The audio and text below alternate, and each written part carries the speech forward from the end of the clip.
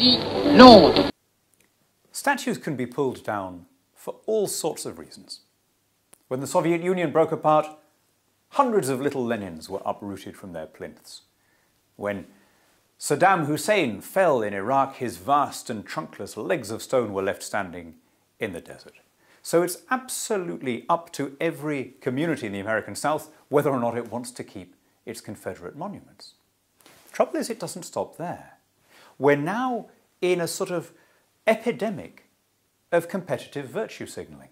Competitive because it's not enough just to be against Confederate memorials. You have to show off by picking some revered national figure and saying that you're better than him.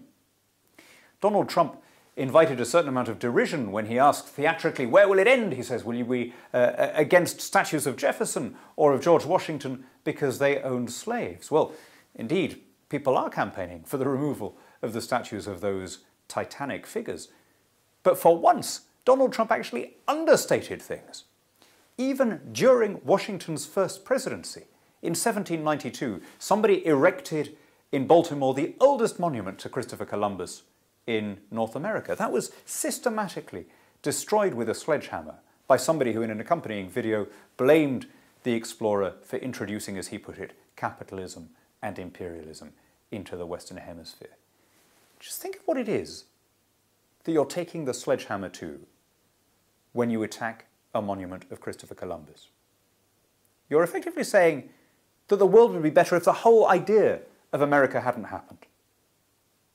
You're rejecting the whole package. The drive-thrus and the Tupperware and the planes and Bob Dylan and Emily Dickinson's verses and defeating Hitler and life, liberty and the pursuit of happiness. And this is exactly the motivation of some of these iconoclasts. In Australia, there are campaigns against the statues of Captain Cook, who discovered the place, and of Governor Macquarie, who settled it. Both have seen their statues vandalised. Again, people are saying it would have been better if Anglophone Australia in effect had never happened. You have the same motive with people taking aim at statues of Nelson or Churchill. It allows mediocre people in today's society to look down on past heroes. Churchill may have beaten Hitler, but he had unpleasant things to say about Muslims. Nelson may have saved his country from Bonapartist tyranny, but he didn't speak out against slavery. It allows us to judge people by changed morals and therefore to feel superior. But I have one question for the people who are destroying the fathers of English-speaking civilization.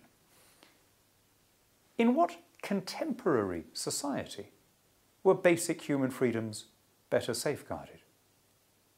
If you're saying that the world would have been better without Anglophone America, Anglophone Australia, and indeed the defeat of the continental attempts to annex the United Kingdom, you're rejecting jury trials, you're rejecting habeas corpus, uncensored newspapers, equality for women, regular elections.